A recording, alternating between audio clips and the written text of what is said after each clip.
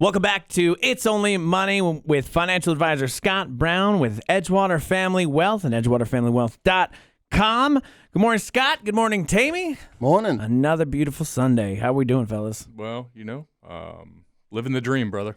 Yeah. I don't know whose dream, but I'm living a dream. It's my dream, definitely. So I'm glad you guys can be on board with it as well. I always wanted to be part of Orlando's hottest financial show. Well, then you're welcome. Yeah, exactly. So, yeah, you got notes today, Scott. I like did. this. I thought for once I would not talk from the seat of my pants, which is a lie because I will eventually be talking from the seat of my pants, but I figured it's an organized chaos, if you will. That's the way to do it because I have like fever dreams where it's like, all right, Ryan, what are we going to talk about? And then I have nothing. And I'm like, how do pennies work? That's how penny sounds. These are my fever dreams, and don't judge me for them. But let's talk housing, Scott. Yeah, all the exciting topics. So last week we had a little tangent about housing and how people think their houses are their best investment, which is not wrong. It's really, the conversation centered around the fact that when you own stocks and they go down, people freak out and sell them, right? Because that's human nature. What happened yesterday is going to happen tomorrow. But with homes, they don't have that option. If your house drops in value, you still have to live there, right? So I think people are more interested in housing even as an investment, quote unquote, than they are stocks and bonds because I wouldn't say almost everybody, but a high percentage of Americans own homes. So the question that begs asking is, Tammy, yeah. So how are housing doing? Oh yeah, well houses they look very well actually. But if you want to look at the top 3 companies that build houses, and we look at their year-to-date performance, for example, we're looking at Horton. It is negative 27% year-to-date. Doesn't sound very promising there, but the Pulse Group is negative 23, and the NVR is negative 21. So these are the 3 largest home builders in the country, I think. And what's interesting about that is if you think, well, if the end of last year when housing was just completely out of control, like exploding everywhere, what would you think you should buy? A house. A house, number one, but what else? But what else? What's another proxy for a good housing market? You would have bought these stocks, right? Yeah, it would have been stocks in these companies, but. Is it because they just didn't want to build houses? I mean, no, they like building houses because that's how they get paid, so they're in favor of that. Mm-hmm. But the point I'm trying to make is if you look at things just on the surface and you say, well, housing did so well last year, I think I should buy some housing stocks. But the reality is they didn't perform very well year to date. So really that cycle, you'd be kind of late to the party for that, right? You'd say, well, I'm waiting for housing to do well, and once it does well, I'll buy those stocks. No. You should wait for housing to do poorly, get the stocks when they're depressed like they possibly are today. I'm not saying they are or they aren't. They're clearly depressed from where they were at the beginning of the year, right? They're a better price now. Now, does anybody want to buy those stocks today? If Tammy walked down the street saying, hey, man, you should buy Pulte or you should buy Horton, they're down 30%, people will laugh at him, right? Yeah, they're sad. They're sad stocks. They're depressed. They're depressed stocks. Yeah. They're very sad. But if he said these stocks are up 30%, everybody would want to buy them. So it's really we walk around saying, if I say to the average person, do you buy low and sell high? They'd say, yeah, you definitely do that. That's the rule. And then when it comes to actually doing that, nobody wants to do it because when things are down, we assume, based on recency bias, that they're going to stay down, and where things are up, we assume because of recency bias they're going to stay up. Well, I definitely know the buy low, sell high. The problem is on my Robinhood app, I'll buy low, and then they just go low, low, low, low. You're catching a falling knife. Yeah, is what you're doing. But I'm staying in, because I'm always, my mentality is I got time. Let's just see what it goes. Can a stock hit absolute bottom and then the company fails? Yeah, bankruptcy. You've heard of Enron, and you just I assume. Get nothing. You get zero. Okay. You get zero. That's a possibility with a stock, right? A company could literally go out of business. Now it's rare, especially for the large names that we know, but it is a rare occurrence. So speaking of housing.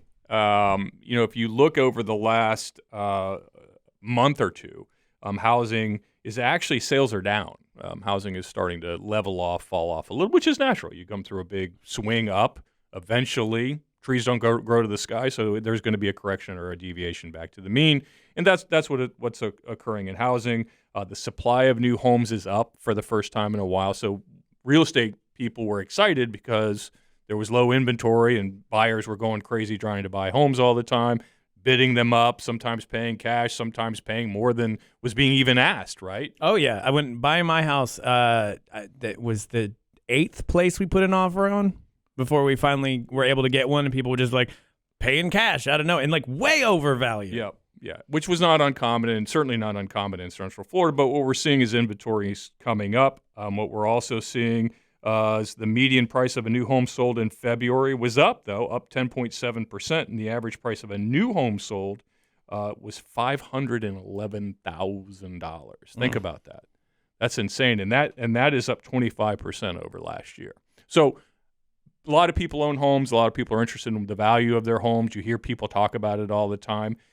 Just a little bit more than they would talk about stocks and bonds, but again, because the number of people with owning homes, the home ownership percentage is higher in this country than the ownership of stocks. But as you've said many times about Robinhood and alike trading platforms, that's changing, but that's a completely different animal in the stocks that people are buying on. 85% of the trades on Robinhood sells are done at a loss. That is the statistics on that. Oh, So, good. So I'm in, yeah, with, so, I'm in yeah. with the majority. So you're in good company there, my Yeah. friend.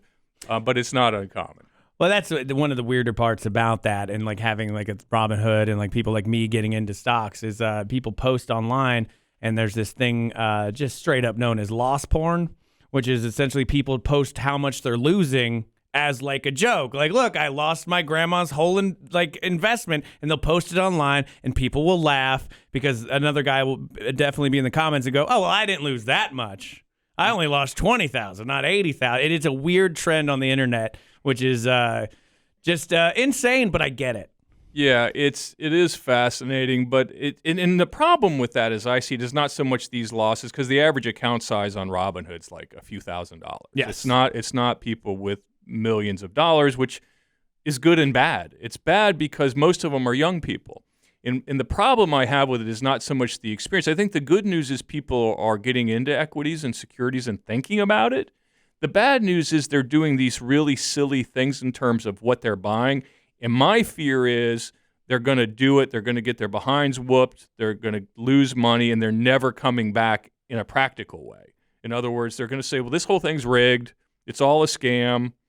And then the idea of buying Procter & Gamble and Exxon and acquiring good quality long-term dividend-paying stocks is now out of the question to them because of that experience they had, which was really a completely different animal. There's speculation, which is what they're doing, and there's investing. Those are two different things. So it's frustrating to me as an advisor of 35 years that thinks everybody should set aside some money to invest, even whether it's a home or real estate or stocks and bonds, because I think what people are being taught by this gamification, if you will, of investing, it's going to turn them off, and they're never going to come back. And I see it all the time. I see people who have made mistakes early in their life and have painted the whole thing with a big broad brush as being a scam or unfair or only for the wealthy or whatever, and it makes them bitter, and it makes them refuse to participate. I feel 100% that way, because I felt that way about credit when somebody just literally put a credit card in my hand.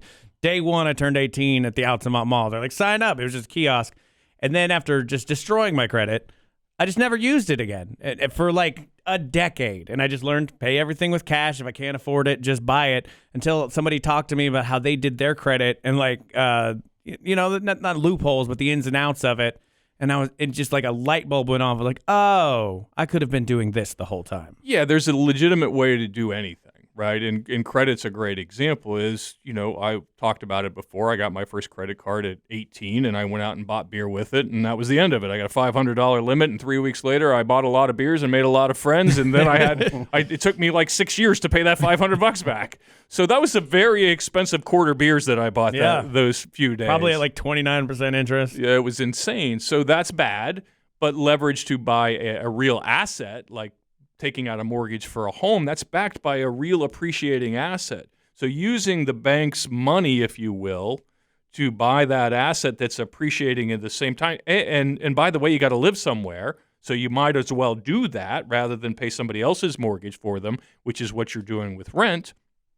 I mean, So like anything, it's what you do with it. If you use a hammer to drive a nail, that's great. If you beat your brother over the head with it, it's not so great. So not that I've ever done that, by the way. But That's a very specific that was, example. I'm sorry. Yeah, that's memories are coming back, flashbacks. He had it coming, by the way. So so like anything, investing when done correctly and over the long term with a process and a discipline works. When you're just buying meme stocks because you like the way that looked on Instagram, that's speculation. That's pretty much a game. You're gamifying what is a legitimate and real process. Well, if you're tired of banging your head against a wall, you should go to edgewaterfamilywealth.com. That's right. Scott will help you out. It's super easy to get to. It's edgewaterfamilywealth.com or 407-648-1881. We'll be right back with more It's Only Money. Welcome back to It's Only Money with financial advisor Scott Brown with Edgewater Family Wealth, edgewaterfamilywealth.com. And again, that number 407-648-1881. Tammy is here as well. Hello. And Scott, we were talking about the housing market before we went to break. And here's my thing. I get all of my stuff from the internet, from various magazines, not even magazines half the time, just the covers of them. You know, where I just read the headline. And they always seem to have the answer, right? It's always like, oh, all you got to do is just get this mutual fund, and then you're set. Yeah. So I see that they have the number one. That's the one I should buy. That's the one I'm going to buy, correct? That's what people do. That is correct. Is it what they should do? No. So, I mean, they're in the business of selling magazines, right? So Americans love top 10 lists, top 20 lists, top 10 funds from 2021. Statistically, the odds of that fund being in the top 20 at the end of the next year, the year you bought it, are almost none. Really? The odds. So there's a thing called Morningstar. There's a service. A lot of our listeners have heard of Morningstar, and they rate mutual funds. They rate investments. That's what they do. That's how they get paid for. And they have something called a 5-star fund. And a 5-star fund, they call it that because of what it did, the performance it's had historically. It's been in the top quartile of its group. It's sexy. It's done real well, made people money. There's no denying that. The problem with that is once a fund becomes a 5-star fund, it is statistically more likely to become a 2-star fund the following year than remain a 5-star fund. So again, you're falling into this trap of what did it do? And whatever it did, that's what it's going to do. And what you're falling into is your own pattern-seeking habits. Mm-hmm. We are pattern seekers, right? I like to say that none of us would be here if our relatives didn't seek patterns, if they didn't go to the place where the water was, or they didn't go to the place where the wild animals lived so that they could kill them and eat them. Yes, because if they didn't do those things, we wouldn't be here. The people who didn't do those things weren't pattern seekers. They were very dumb, and they did not procreate, right? So our ancestors were smart enough to pattern seek. The problem with that is it's ingrained in us. We are designed to seek patterns. So when you were in kindergarten, somebody said to you, or first grade or second grade, somewhere along the way, somebody taught you a pattern. 2, 4, 6, 8, right? We can all do that, hopefully. 3, 5, 7, 9. These are things that we did as children that we learned, and they're ingrained in us. So when we open up Money Magazine at Publix at the counter, right, and we're waiting for our groceries to be scanned, we thumb through to an article or an advertisement that says this fund earned 14% 2 years ago and 16% the following year, right? So what does our brain do? It's going to double again. Well, it's going to earn, if you do the pattern, 14, 16. 16's not double. I know 14. you went to high school in Apopka, Ryan, but still, you got to work with me I have here. no idea why I said double there, and I said it so confidently, you too. did. You were very sure of that, which makes you a normal investor. But it's going to go up another 2%. There you go. There's your pattern, right? So they know that. They know. Scott, just so you know, I would have been one of the dum-dums that died. I understand. Like, where are these animals going? You better procreate quick because you're running out of real estate, buddy. So we understand that there are patterns. We understand how to seek them and how to process them. The problem is it doesn't work for investing because there are no patterns. In fact, it's probably the opposite of a pattern because things are cyclical in markets. So whatever sector did well last year. So let's go back to something we were talking to Tammy about. We talk about housing, right? You would think the pattern is that houses are selling, therefore housing stocks should do well. But that hasn't proven to be true this year. Yes? Now, what is doing well, Tammy? Coincidentally. Wait. Let's ask Ryan what he thinks the best performing sector of stocks are so far this year, starting, say, in about February. Say in February. Well, what happened in February? Let's go Late oil and gas. That's a good guess. That's a good guess. Yeah, they've been doing well, but Are they doubling? no. I don't know. The only thing I think, end of February, that was the start of Ukraine. So, yeah, gas, war stuff. Bingo. Oh, okay. War stuff. Yeah, war stuff. So we're looking at big names like Lockheed Martin, Northrop Grumman, and Raytheon, and those will be 26%, 15%, and 18%.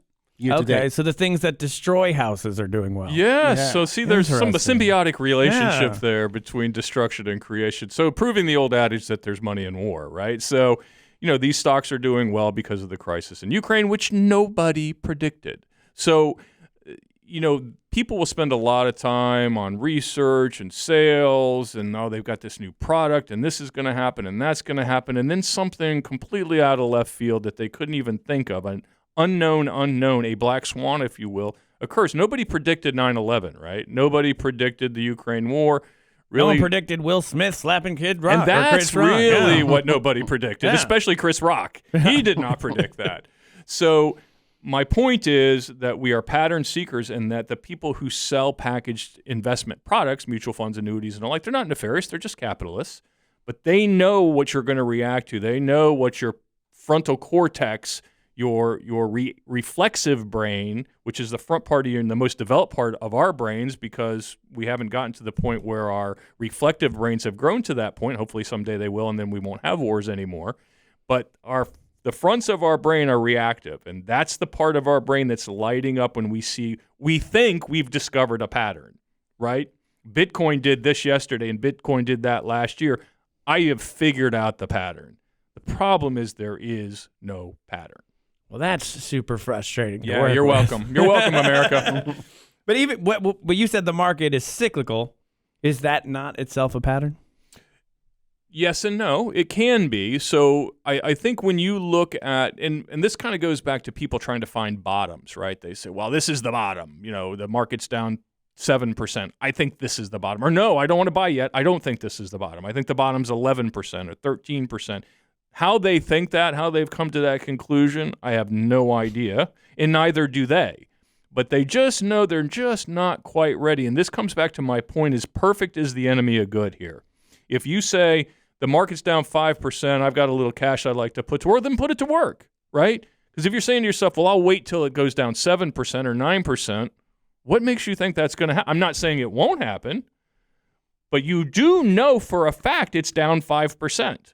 So that you can take advantage of, whether it's going to go, and to my point, the market's back up, right? So it dropped 7, 8, 9%. We were a little past 10%, weren't we at one point, Tammy? Oh yes, like for the Nasdaq we were 17. Yeah. While for the S&P we were about about 10. So a lot of people said to me at that time, I said, look, if we got some cash, let's put it to work.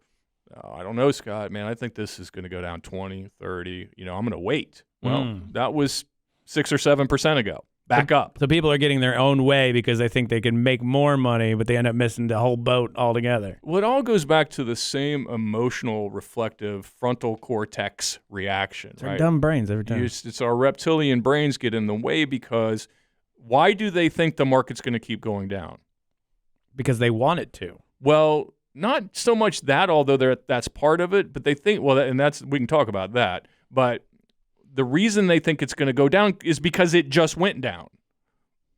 There is no relationship with what happened yesterday and what happens today. Then that is where people get very confused. They get, again, recency bias, I'll say it 1,000 times probably over the next couple of years, is until people can overcome the fact that what happened isn't what's going to happen, they will continue to make the same mistakes over and over again. When you talk like this, all I can think of the first time I went to Vegas and I saw a roulette wheel, and you know how they show you everything that was up before. They'll show you the numbers that have happened before. So it'll be like, there's a black 28, a black 22, whatever. And you're like, okay, well, there's been 4 black ones. Mm-hmm. So that means there's too many black ones. So let's go with the red ones. And the first time I played roulette, I was like, I'm a genius. I figured this out until I lost all of my money. Yeah, which is why they have the big buildings, and you don't. Yeah, that's true. So what does a smart financial person do with the mutual funds? Because I guess you'd ride one as it goes up. But when do you know to switch to another, or do you switch to another when you just always are locked in? Well, again, it's about process and discipline. I know here we go again. He's going to talk about some really boring stuff.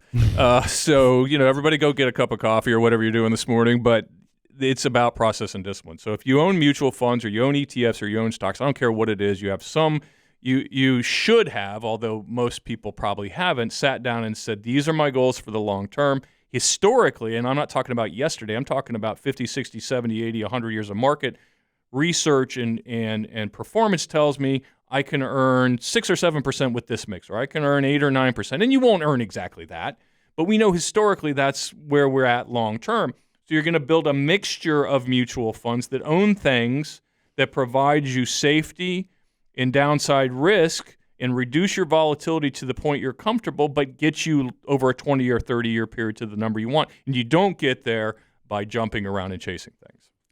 And that is why you want to talk to Edgewater Family Wealth by going to edgewaterfamilywealth.com or 407-648-1881 and have a real plan. And we will be right back with more It's Only Money. Welcome back to It's Only Money with financial advisor Scott Brown with Edgewater Family Wealth and edgewaterfamilywealth.com. And Tammy is here as well. Mm-hmm. Scott, you gave me some notes this time. I like this. I like that I have something to pull from. But for this segment, you just have the words "end of the world," which is a. I meant to tell you the world's ending. Did I not bring that up before? Is this how I find out? Yeah. It's on that piece of paper I just typed up. Well, it's good to know. I'm glad I got the heads up. End of the world. What does that mean, Scott? Well, I have a lot of end of the world conversations with people. And it could be 9/11. It could be any number of their politician they like didn't get elected. The party that they like didn't win. Their team didn't, red or blue didn't win. So the world's going to end. It's funny because people think politics are bad now, and they are. We won't go there. But politics have always been bad. I mean, think about Hamilton, which is a very popular play right now, right, on Broadway. I mean, literally, one guy shot another guy in Congress. Yeah. The vice president was shot and killed. That's pretty bad. Yeah, a little worse than today. Yeah, I'm not rooting for that to happen, but that did happen. So, no, people think because there's something they don't like is occurring, which is pretty much every day, that the world's going to end. And Scott, by the way, what can I do with my money in that event? When the world ends, what should I own?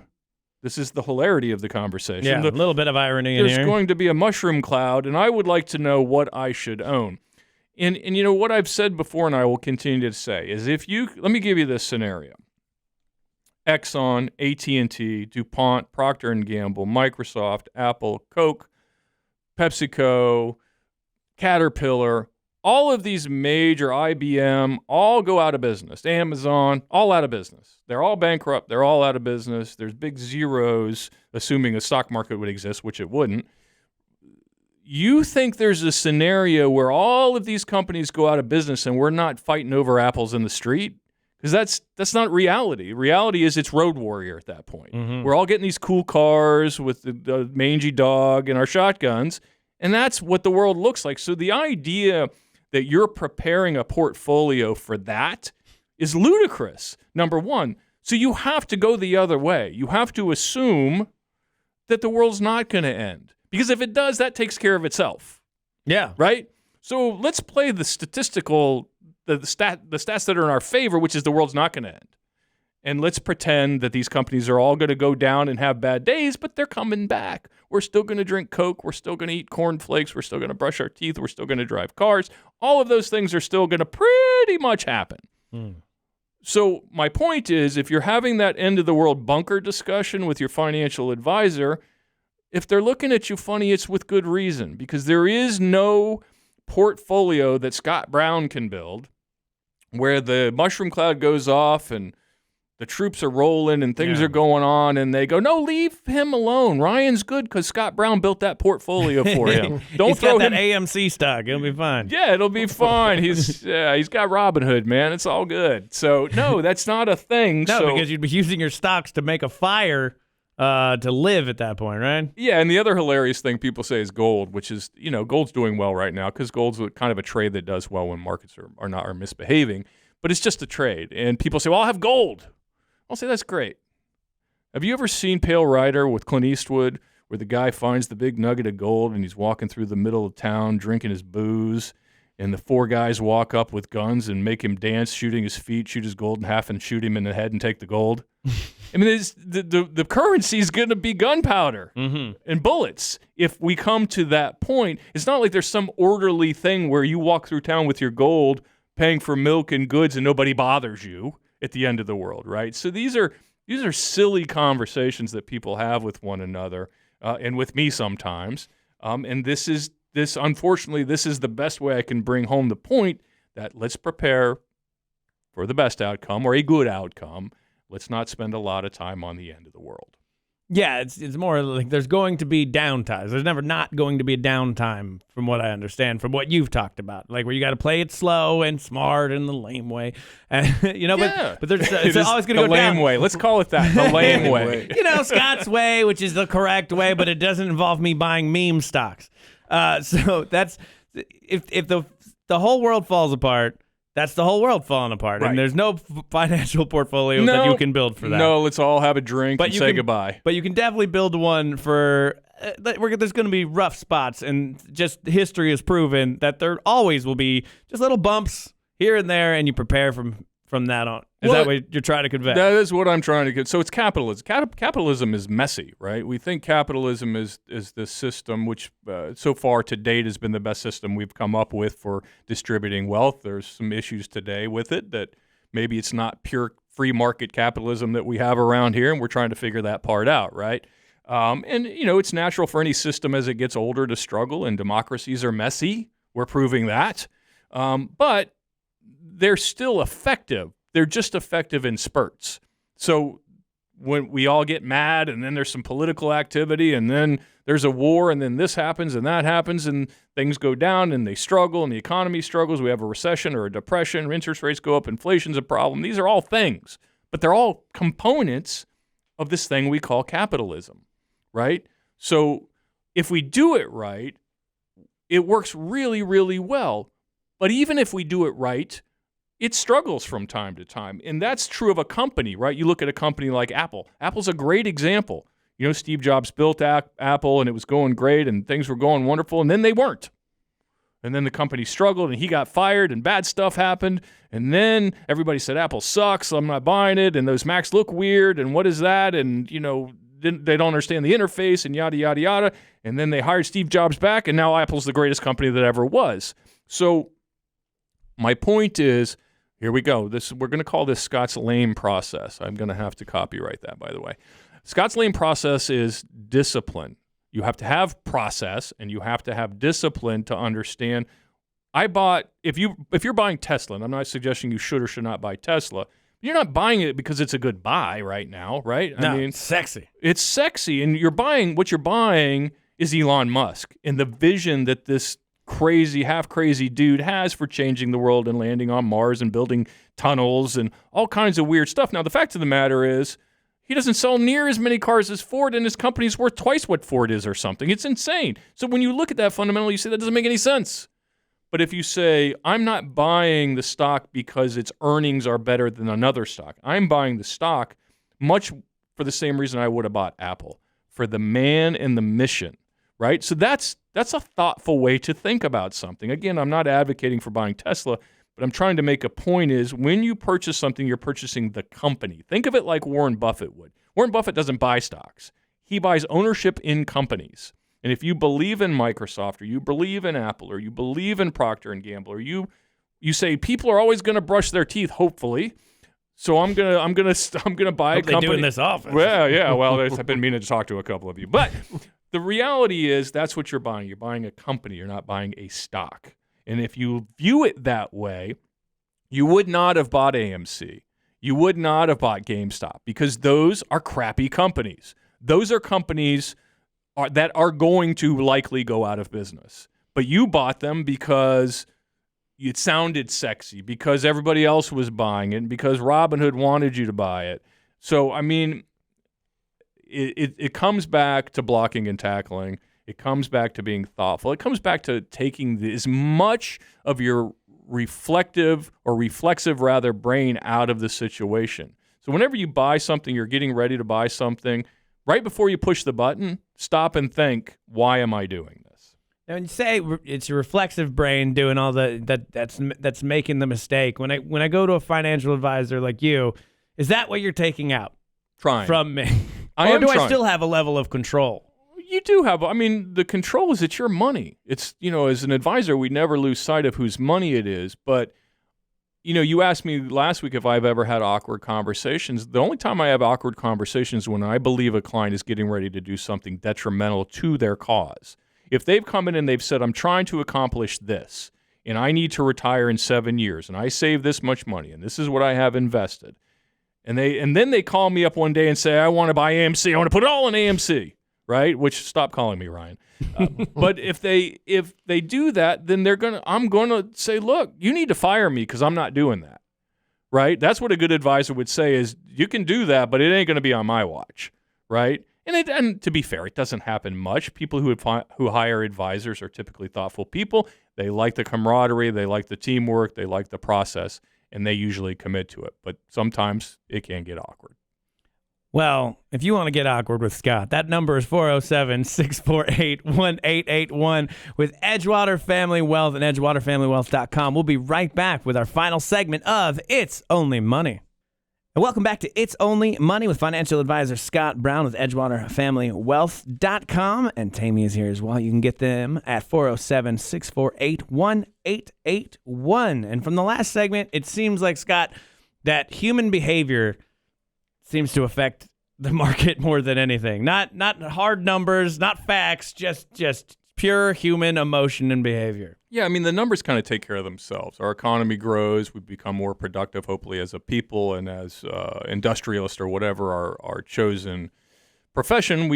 Our goal as Americans and as capitalists is to become more efficient, do more with less, be faster, quicker, et cetera, et cetera. And we do that pretty darn well as Americans. That's something we're typically pretty good at.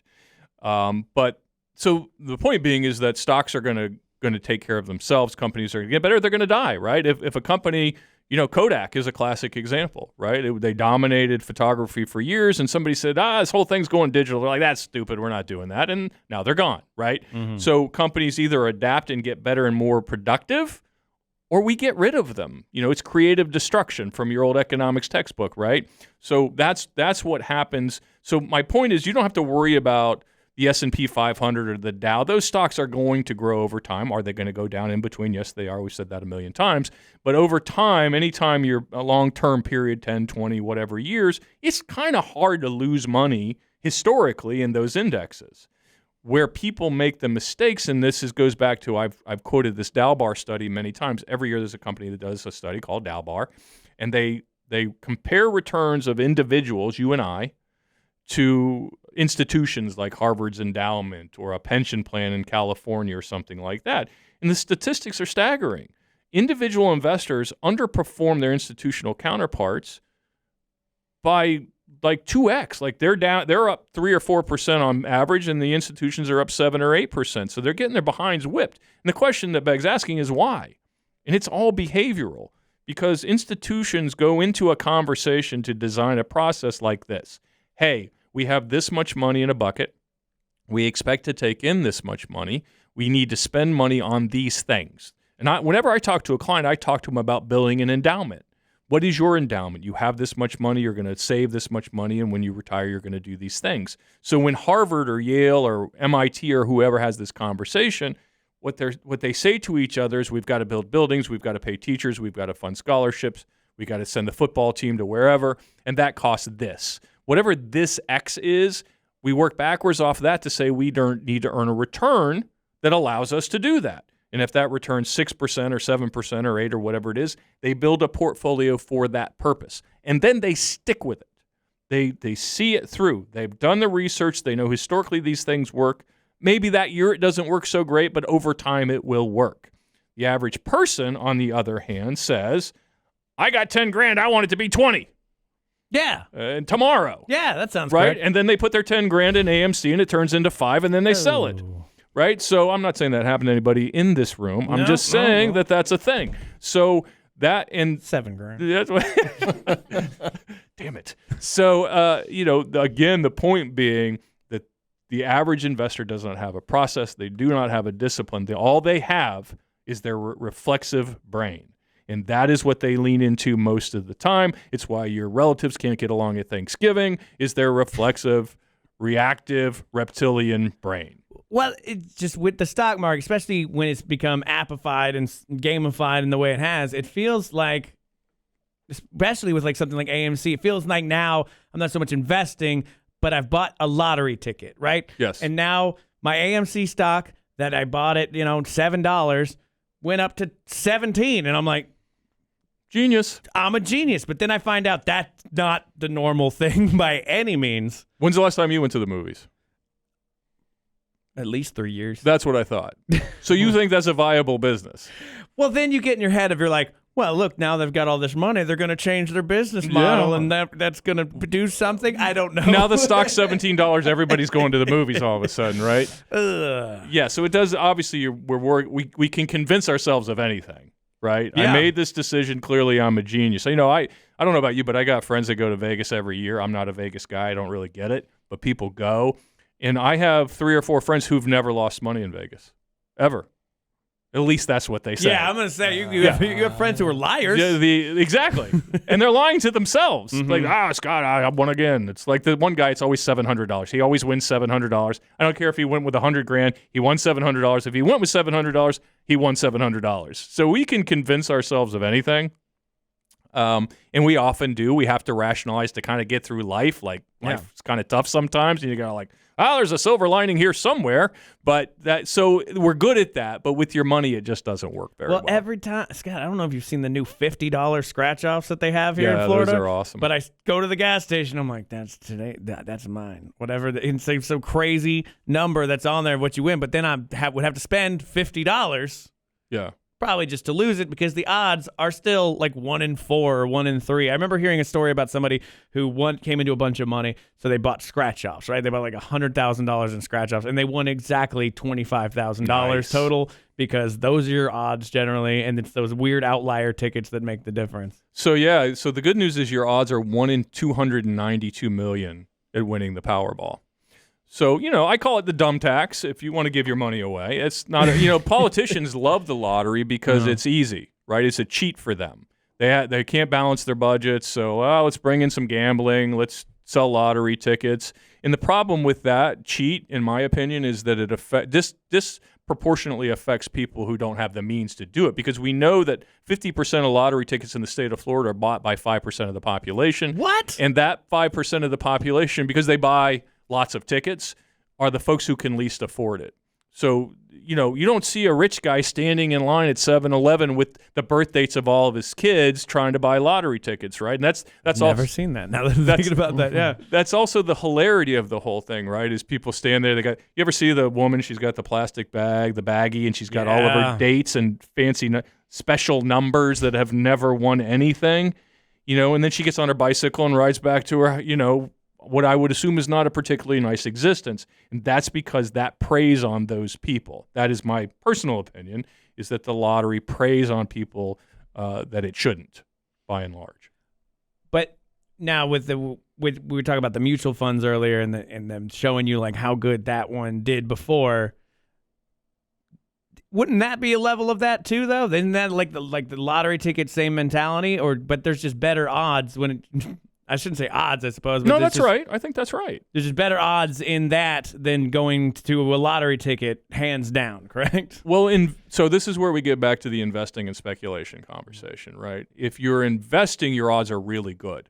I think I've explained it to somebody once very poorly, like it's a progressive game of poker where your odds increase every time you play, or a game of blackjack where, you can beat the dealer if you tie them, or then you can beat the dealer if you only lose by 1, because over time the odds get better and better of success. You know, the 1 year periods that you can lose money, say the S&P 500, that's like 1 year every 3 or 4 years. You're going to lose money in the S&P. The 5 year periods where you could lose money they're not many. It's probably 20 or 30% of them. The 10-year periods, it's probably 10% of them. And there are almost no 20-year periods where you could lose money, going back to what I said earlier, which is companies become more productive over time or they go away. Therefore, their stock prices increase, right?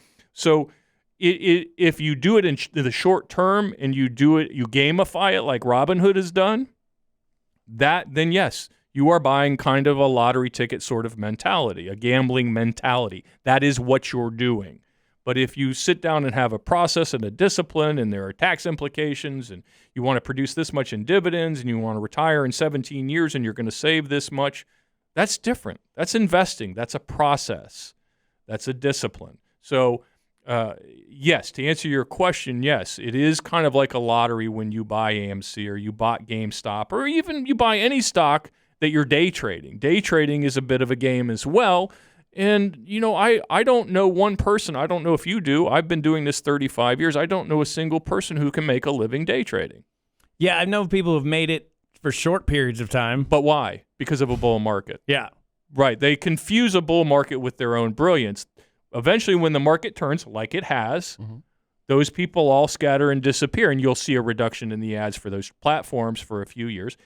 Those platforms start advertising again when the market's up. And it's been up for a little while because of what? They know recency bias exists, and they know you're going to react to it, and they know you're going to believe that because the market went up, you have taught yourself how to trade. So as a financial advisor, your job is to create wealth for people, but does it also involve kind of teaching as well, would you say? It's mostly teaching. It's mostly teaching and educating. I mean, it's probably 50% that, and it's 50% building the process, administering the process, and making sure people stick to it. All right. Well, if you want to get a hold of Scott, that website is edgewaterfamilywealth.com, and the phone number 407-648-1881. Scott, Tammy, beautiful to see you this Sunday morning, and we'll see you guys next week. Great. Roger that.